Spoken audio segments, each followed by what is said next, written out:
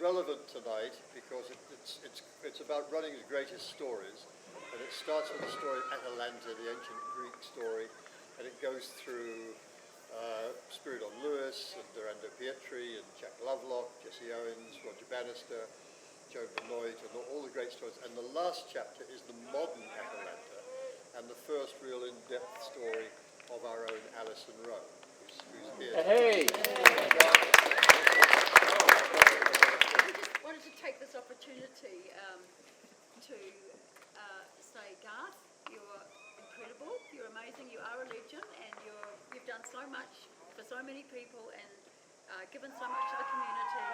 And Rog wanted to present you with a very special award. I said to Alec, because the only girl in New Zealand to win the Boston and New York Marathon, and I said we've got to honour from our heart because of this champion who's a inspiration to all of us. And so what we're going to do is, I've got a kids program, and so he's going to get a kids tortoise gibbet because the tortoise slow and steady wins the race. Yep. Here in the tortoise. Yep. Hey! Where's the little boy I gave one to earlier? He's here somewhere. And he's over there. So you're going to get the tortoise. And I do a kids marathon program. We've had over 1 million kids go through the program. And of course, every kid is a champion. So he's a champion too. Hey!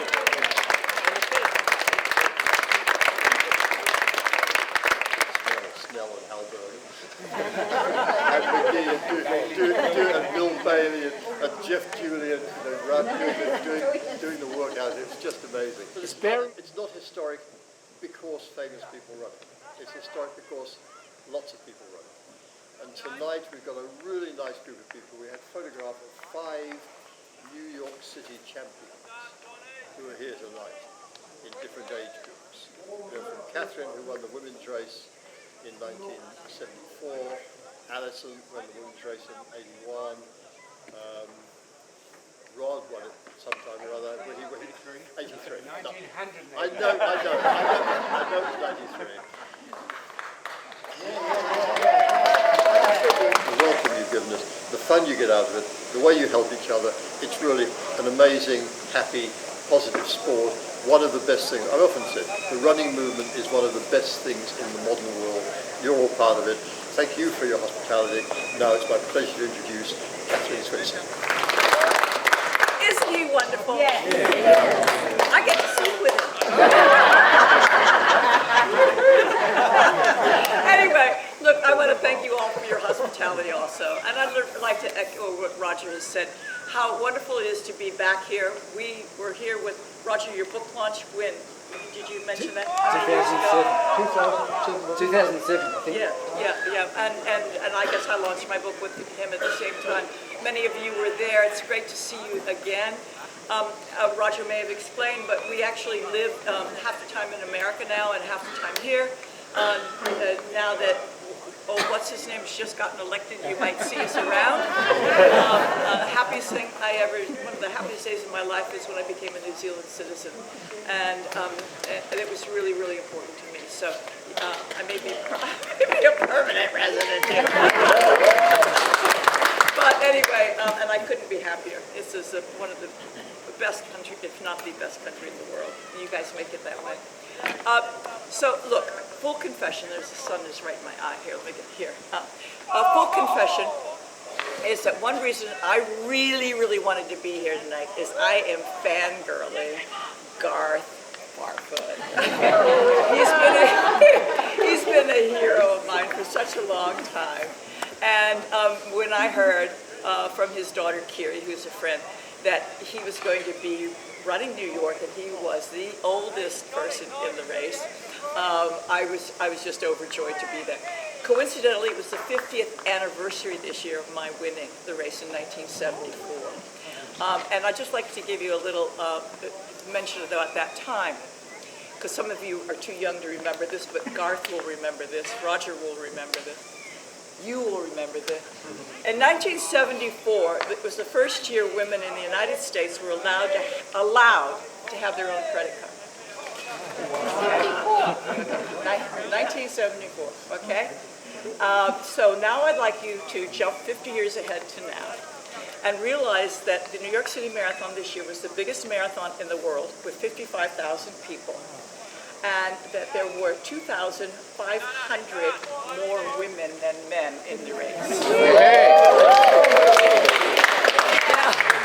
So what I'm trying to say to you is that, hey, you know, we've all helped make this an athletic revolution, and that's fantastic. It's also a social revolution, which we know, but it's also an economic revolution, because you can't tell me that those, 27,500 women didn't have a credit card. They all had a credit card. And the economic impact of running is huge around the world. Has done millions and millions of dollars worth of work for charities, and we all thank you very, very much for all of that as well. And it's only booming, and women's running is only booming. And the reason also women's running is booming is because the men who run have always been welcoming to us women. We would just not be where we are today if it weren't for you guys. So thank you so much. Now, I have a special gift for Garth. So if Garth would come up. Now, I got to tell you, Garth, I've carried this around for 2.5 years, trying to meet you. Here we are. It's a Boston Marathon jacket. Hey! And it's very special because 2022, we celebrated women's inclusion in the marathon from 1972. After my run in 1967, where the official tried to throw me out of the race, we women campaigned like mad to be considered official. And in 1972, we were official. So the Adidas and the Boston Athletic Association decided to declare the 50th anniversary, 2022, a commemorative for the women who were there, who ran that first race. And I'm really, really honored that my autograph is in the label. Oh, there we go.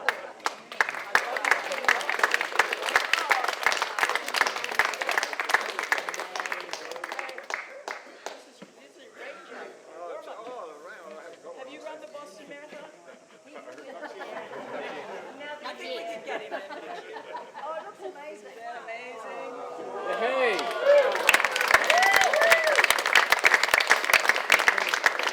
I haven't been running as long as some other people here, but I've certainly been running here. I mean, I worked in town, and of course, in those days there was no such thing as 5K fun runs, but the Y Club had a run up here, and that was what people did.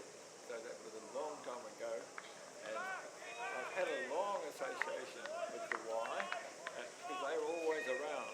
And on the waterfront, in a race, they've got a great rule that you, if you're a member of the Y, you have to wear your jacket, your singlet, your uniform in the race. And that was really good, because then I was in Calliope Club, but they didn't have so many members. And I would be running on the waterfront road, and when I could see those Y uniforms, I'd say, "Come on, the Y!" So, I haven't lost my voice. I've lost lots of other things. Hey! My voice. And like my coach here, Michael Stowers, Go Mike! Iron Man Mike! and he said, "Oh, you should join the Y." And I said, "Well, I'd love to join the Y, but they don't have pockets in their running shoes."